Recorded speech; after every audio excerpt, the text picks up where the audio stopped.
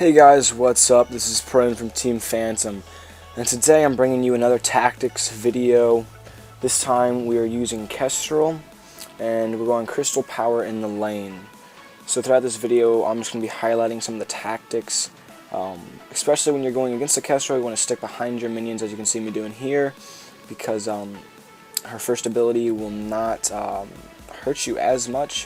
What this ability does is if it hits you, it does more weapon power damage, and if it hits something and then bursts into you, or if it reaches maximum range and then bursts into you, it does crystal damage, which also can be very significant if you've built it. So if you hit somebody you do more damage, but even if you don't and it goes through a minion or through another hero, it can still do a significant amount of damage if you've built crystal.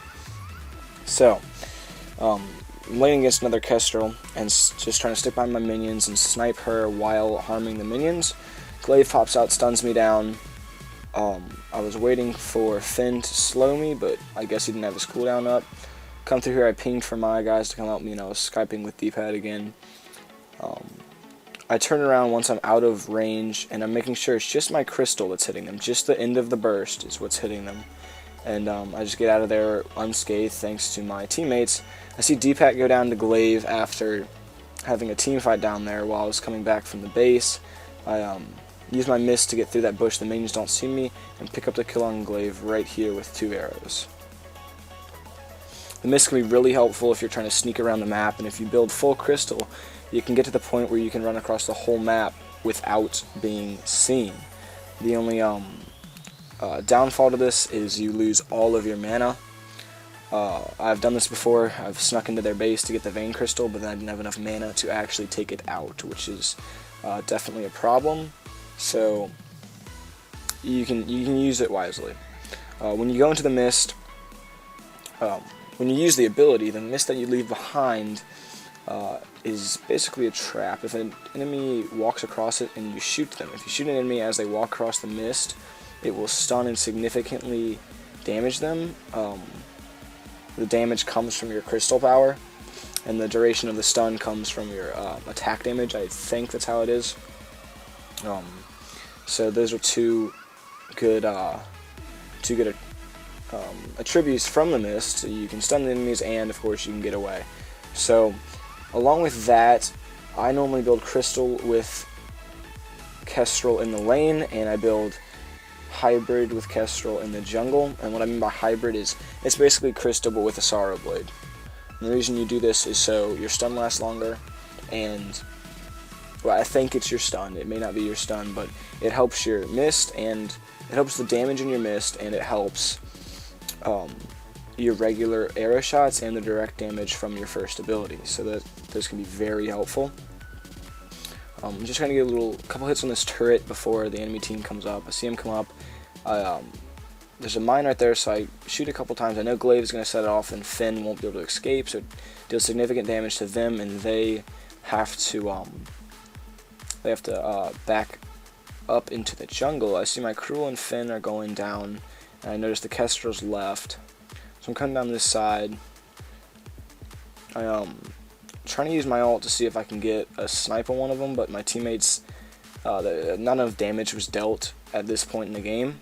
So flipping over this team battle, we pick up the easy kill on Finn and Glaive. We're trying to get after this Kestrel, but she gets our Cruel.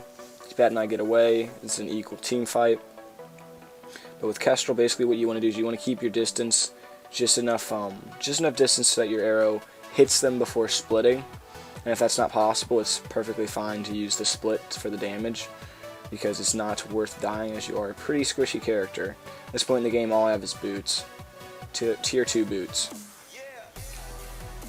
So, as I said, we're just trying to stay behind the minions so her first ability cannot damage me as much.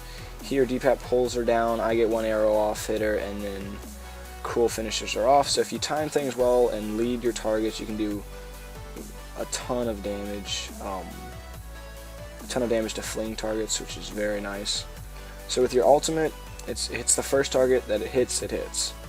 If it hits the gold miner, it's not going to hit a hero. If it hits a turret, it won't hit a hero. If it's a hero, it won't hit a turret, stuff like that. It has to be a direct hit, and it deals mostly crystal damage. I think it's complete crystal damage, as you'll see later in this match.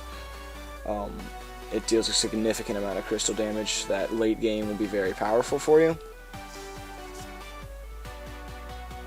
So here we're just trying to poke the enemy team down, and this is right after, actually. You want to stay behind your minions, but you want to be able to poke the enemy laner while hitting their minions. That's what I'm trying to do here. I'm trying to line up my shots with Kestrel, just so I get the maximum damage to the minions and to her from each of my arrows. So I see the other teams coming down. We set off a mine, it hits the minion miner. We're trying to get away, and their Finn catches the minion miner, brings it to them, which does some damage to their Finn. Come in, shoot an arrow, shoot another. Missed that glaive just because it got pulled behind me as I shot. I'm thinking my ult is going to kill that Kestrel. It doesn't end up killing her. We're in the gold mine. I come over, shoot. Somehow I didn't hit her, but I still killed her with a basic attack, which works for me. So that was a good team fight and a good capture on that gold mine. You always want to get the gold mine if possible, because it will pay out very well late game and early game, honestly. Right there you can see I used the mist as Finn came up to get me. Some people know about the stun, some people don't. I'd say the majority do, so they'll stay away once you disappear.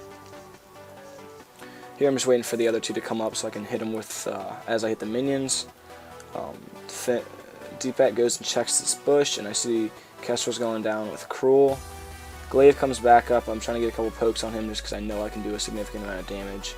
I missed right there to see if they're going to come back up through that bush so I can stun them, which is something you always want to try.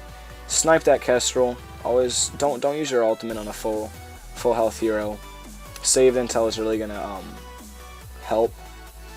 So right here we're trying to get this turret down. I'm trying to shoot it with my ult.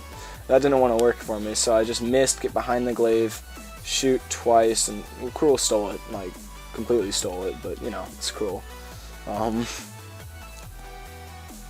Yeah, that's sort of the tactic. You want to get behind them so they don't know you're there with the mist, and then get a couple shots off.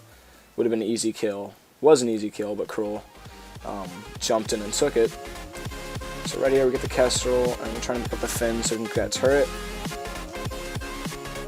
And I'm seeing my ultimate's coming back up, and I want to use my ult to take down that turret and finish the game for us. So I'm just going to let the rest of this match play with some music. I really hope you guys have enjoyed this second episode in the series, and I really hope it's helped you out. I'm going to be posting a jungle vid, jungle Kestrel hybrid for you guys, just so anyone who wants to play like that can. So thanks for watching, guys. I'll catch you in the next one.